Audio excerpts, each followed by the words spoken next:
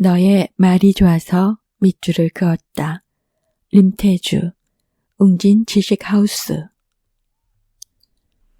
지금 하는 말. 말그릇이 번지르르한 사람 곁에는 사람들이 몰린다. 말을 담아낸 그릇이 고상하고 화려해서 먹음직스럽다. 우리는 종종 말이 담긴 모양을 보고 좋고 나쁘고를 판단하는 실수를 범한다.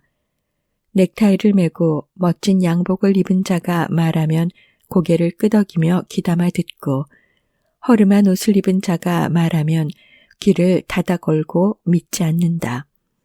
직위가 높고 전문가라는 자가 말하면 쉽게 믿고, 직위가 낮고 비전문가인 사람이 말하면 무시해버린다.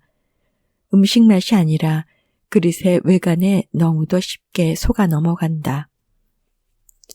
사람의 어리석음은 이뿐만이 아니다. 100마디의 좋은 말보다 나쁜 한마디의 말에 자신의 기분을 온통 맡겨버릴 때가 있다. 이것은 생의 낭비다. 내면의 평화를 연습하지 않으면 인생은 악마의 말 한마디에도 함락될 수 있다. 인간은 우주 정거장을 건설할 수 있지만 자기 안의 감정과 마주할 탁자 하나 들여놓기가 어렵다. 인간의 말은 빙하기를 끝낼 수도 있고 지구를 멸망하게 할 수도 있다. 인간은 말에 분노를 담을 수도 있고 병균을 주입할 수도 있고 약을 넣을 수도 있다. 어떤 동물도 식물도 할 수 없는 일을 인간은 말 한마디로 해낼 수 있다. 인간은 침묵으로도 말한다. 말하기보다 침묵을 지킴으로써 더욱 강렬한 인상을 남기는 경우도 있다. 말을 응축하고 다듬으로써 그 어떤 말보다 더 깊게 각인시킨다. 존자 달라이 라마가 말했다. 1년 중에 아무것도 할 수 없는 날은 단 이틀뿐이다. 하루는 어제이고 또 다른 하루는 내일이다. 오늘은 사랑하고 믿고 행동하고 살아가기에 최적의 날이다. 우리는 오늘 말할 수 있고 오늘 살릴 수 있고 오늘 약속할 수 있고 오늘 행동할 수 있다. 가장 값진 말은 어제 한 말이 아니고 가장 위대한 말은 내일 할 말이 아니다. 지금 하는 말이 가장 아름답고 거룩하고 위대하다. 그러므로 지금 말하되 지금 하는 말을 가장 조심해야 한다. 자주 생각하는 방향으로 마음을 기울인 대상을 닮은 모습으로 삶은 물들게 마련이다. 어느새 내게 스며든 말이 있다. 내가 그 말투를 따라하고 즐겼을 때 내가 그것에 길들여졌음을 알게 된다. 둘 사이에는 애칭이 생겨나고 은어가 만들어진다. 사랑은 그렇게 그 사랑에 맞는 새로운 언어를 갖는다. 지금에만 할 수 있는 사랑의 말이 있다면 당신은 무슨 말을 하겠는가? 내가 수많은 천체 중에서 오직 당신을 나의 별이라고 부르듯 당신은 그 누구도 아닌 나를 원한다고, 그것도 가장 싱싱한 지금의 사랑으로 그리워한다고 말해주면 좋겠다. 그게 아니라면 지금은 다 말할 수 없어 침묵으로 말하겠다고 대답해주면 좋겠다. 침묵이 얼마나 큰 하늘인지 나는 알고 있으니. 마음으로 보는 사람. 명지 씨는 시각장애인이다. 우리가 서로 알게 된 지는 꽤 오래되었다. 내가 북촌의 어느 한옥 카페에서 북콘서트를 할 때 그녀를 처음 만났다. 독자 낭독 시간이 있었는데 명지 씨의 남편 석종 씨가 책에 실린 내 시, 단풍을 낭독하게 되었다. 석종 씨도 시각장애인이다. 나는 석종 씨가 한 번도 본 적이 없을 단풍을, 그 붉은 빛을 어떻게 상상하며 낭독할지 몹시 궁금했다. 그가 단풍을 점자로 번역해서 낭독하는 동안 나는 눈을 감고 들었다. 내가 알고 있는 단풍색보다 그가 상상하는 붉은색이 훨씬 다채롭고 선명하지 않을까 생각하면서 나는 고정된 단풍색에서 벗어나기 힘들었지만 그는 그만이 상상해낸 단풍색을 떠올리며 시를 읽었을 테니까. 그렇게 명지 씨 부부와 인연을 맺었고 아주 가끔씩 여러 사람이 어울리는 자리에서 만날 기회가 있었다. 인상 깊었던 점이 한 가지 있었다. 명지 씨를 잘 아는 분이 내게 당부했다. 명지 씨랑 이야기할 때 명지 씨를 바라보며 말하라고. 명지 씨가 못 본다고 해서 고개를 돌리고 딴 데를 바라보며 말하면 명지 씨가 알아챌지도 모른다고. 그래서 나는 명지 씨와 이야기할 때 평소보다 더 시선에 주의하며 말하고 귀 기울여 그녀의 말을 듣는다. 또 명지 씨가 데리고 다니는 안내견에 대해서도 약간의 주의를 받았다. 녀석이 얼마나 착하고 순하고 영리한지 자꾸 쓰다듬어주고 싶은 마음이 들었는데 안내견이 명지 씨에게 집중할 수 있도록 만지지 말라는 당부였다. 어느 날 명지 씨가 내게 전화를 해왔다. 자신도 책을 쓰고 싶다고. 어떻게 하면 좋겠느냐고 도움을 청하는 전화였다. 나는 부지런히 글을 써서 모으라고 용기를 북돋아 주었다. 책이 되려면 주제를 좁힐 필요가 있으니 안내견과 함께 사는 일에 대해 써보면 어떻겠느냐고 제안했다. 며칠 뒤에 명지 씨가 끼적여둔 메모라며 내게 글 하나를 보내왔다. 책을 낼 만한 글솜씨인지 봐달라는 뜻이었는데 글에는 살아감과 삶을 살아냄이 어떻게 다른지 알려주는 증거들이 있었다. 늘 함께 걷는 안내견과 늦은 시간 귀가하는 길에 물이 막히고 낙엽으로 수북이 덮여 잘 보이지 않는 맨홀 뚜껑에 굽이 걸리는 것. 혼자 지내던 때에 한참 만에 놀러온 친구와 밥을 해먹으려다 내가 먹던 쌀에 벌레가 아주 많다는 사실을 듣게 된 것. 정류장에서 나를 보고 지나치는 버스 두세 대를 잡지 못하고 심지어 지나간지도 모르고 부탁할 사람마저 없어 30-40분 먼저 나왔지만 발을 동동 구르다 결국 약속에 늦어 변명해야 하는 것. 마트에 들어가 도와주실 분이 있는지 초조하게 두리번거리는 시간 같은 것. 자고 일어나 나가려고 씻으려는데 게시판에 붙어있는 단수공지를 전혀 몰랐다는 것. 요리를 만든 다음 사진을 찍어 올리고 싶어서 내 나름대로 각도를 생각해서 여러 장 찍어 지인에게 문자로 보내 잘 나온 걸 골라달라고 했는데 하나도 없는 것. 새 구두를 신고 나간 지 몇 분 만에 인도턱을 발로 확인하다가 처음 신은 구두가 긁히는 것.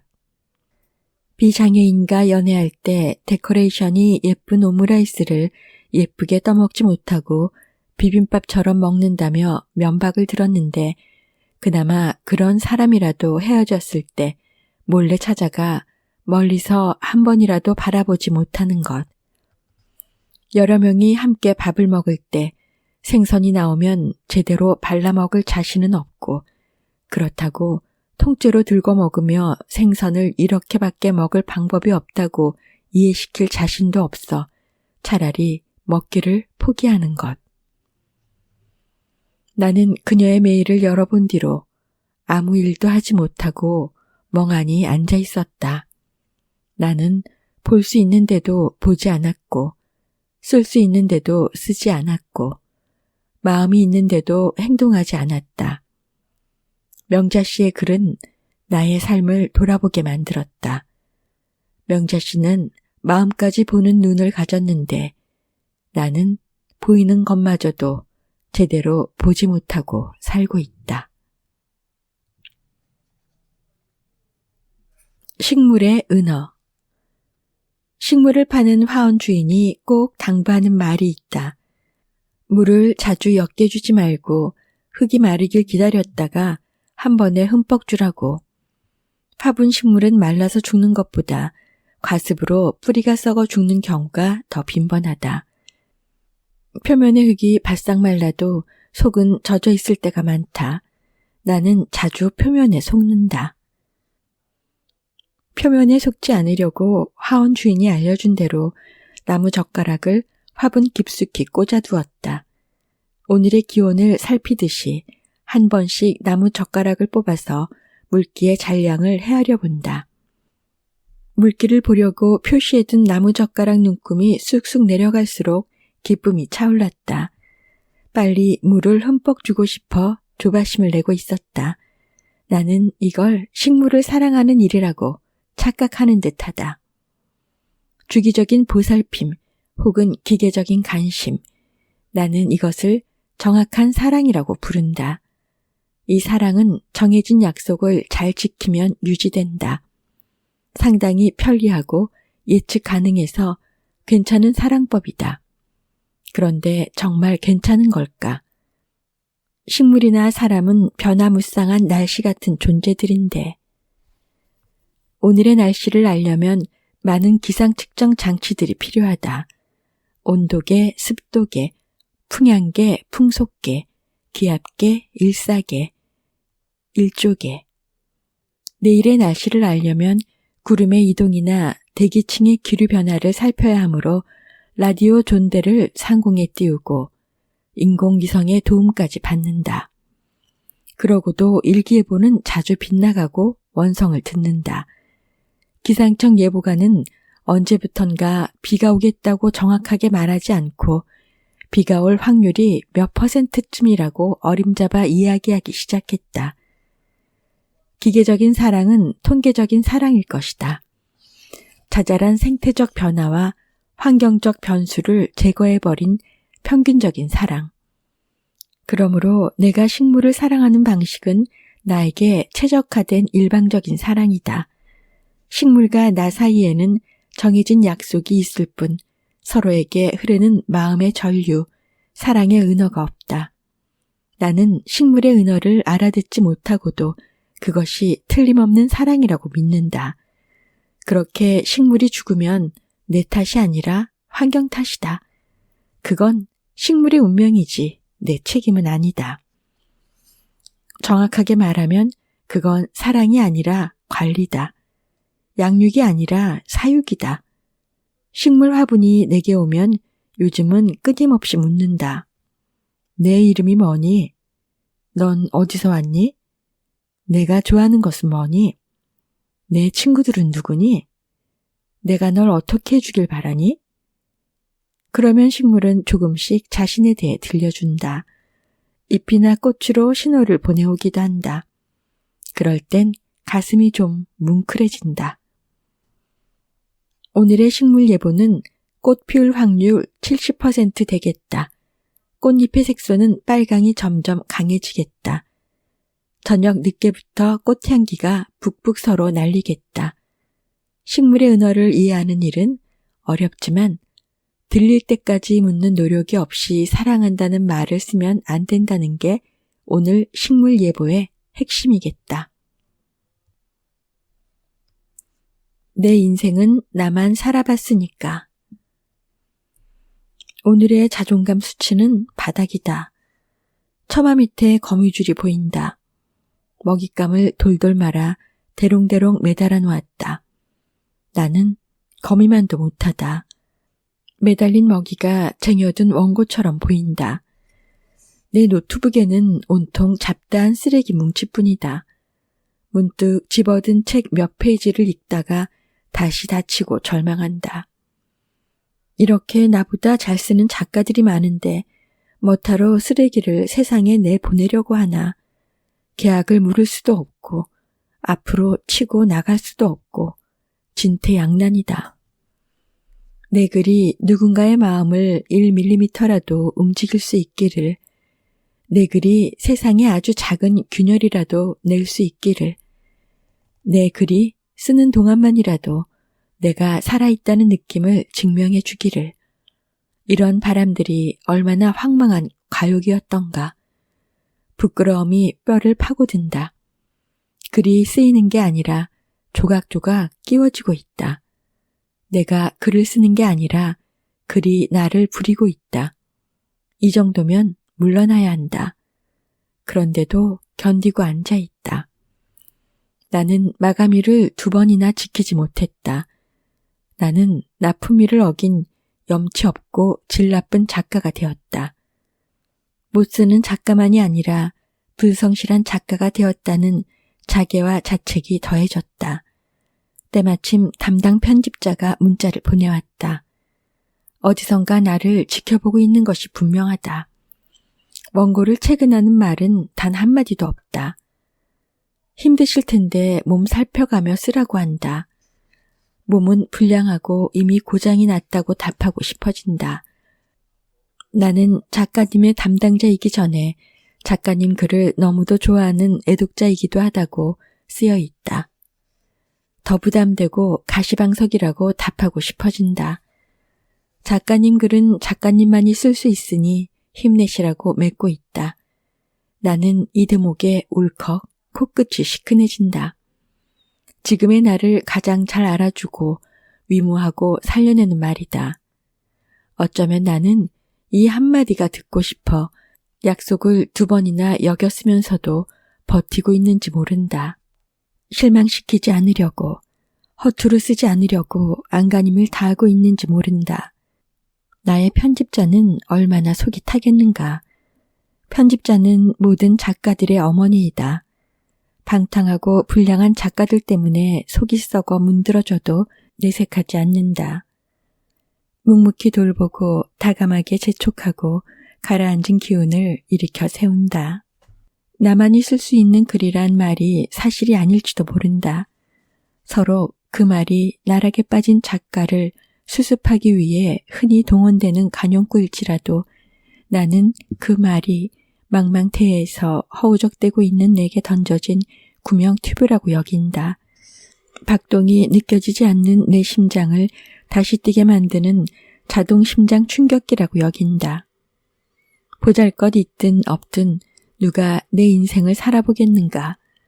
누가 내 글을 나처럼 쓸 수 있겠는가? 내가 아니면 누구도 쓸 수 없는 나만의 글이 아닌가? 살아있는 한 나는 해야 할 일을 해야 한다. 누구와도 비교될 수 없는 나의 인생을 살아야 한다. 내 글의 저작권자는 세상에 오직 한 사람뿐이니까. 살의 말들. 얼마 전에 족발을 배달시켰다가 뼈 때리는 일을 당했다.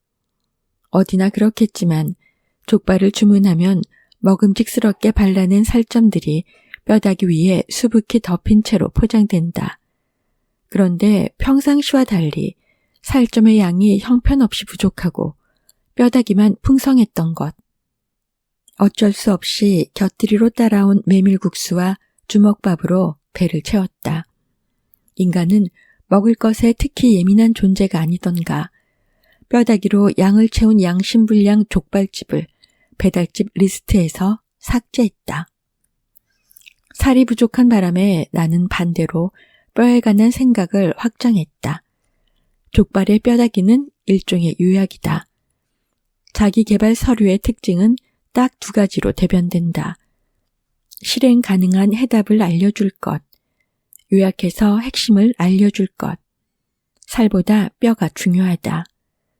책이 알려주는 대로 실행하지 못하더라도 그런 요령과 방법을 알고 있는 것만으로도 문제거리가 해소되는 듯하고 시대에 뒤떨어지지 않고 있다는 안도감을 얻을 수 있다. 돈 버는 기술이나 말 잘하는 요령 따위를 알려주는 책들이 대세인 시대에 나 같은 에세이 작가들은 난감하다. 소설은 흥미라도 있고 스토리라도 있는데 에세이는 그야말로 잡다하고 사변적이다. 뼈다귀는 없고 살은 너무 많다. 에세이 작가는 해답을 알려주는 사람이 아니라서 뼈를 드러내는 글과는 거리가 멀다. 오히려 정답으로 고정된 세계를 해체하고 정답이 없는 인생의 의미를 탐색하는 사람들이라 뼈를 드러낸 글들과 대척점에 서 있다. 인생은 원하지 않아도 한 줄의 묘비명으로 요약된다. 죽어서 살이 흩어지고 뼈만 남으면 그는 어떤 사람이었다고 몇 마디의 평판으로 간추려진다. 그는 참 다정한 사람이었지. 그는 좋은 의사였지. 그는 무자비한 독재자였지. 그는 돈밖에 모르는 구두쇠였지. 그는 유쾌하고 위트 있는 사람이었지. 사람들은 각자의 기억으로 그의 일생을 추억하고 한 줄의 촌평으로 남긴다. 그 요약된 한 줄의 뼈는 내가 죽은 후의 일이다. 나의 지금을 지탱하는 것은 살과 피다. 그 살과 피의 시간이 삶이다. 살에서 향기가 나고 싱싱하게 피가 도는 시간에만 나는 살아있다. 나는 서둘러 나의 뼈를 요약하고 싶지 않다. 지금은 살과 피의 시간, 사소하고 흔하고 하찮더라도 더 많은 나의 이야기를 쓰고 싶다. 내 살에서 복숭아 냄새나 눈 냄새나 풀 냄새 같은 것들이 스며 나오는 동안에는 좋아요, 구독 눌러주세요.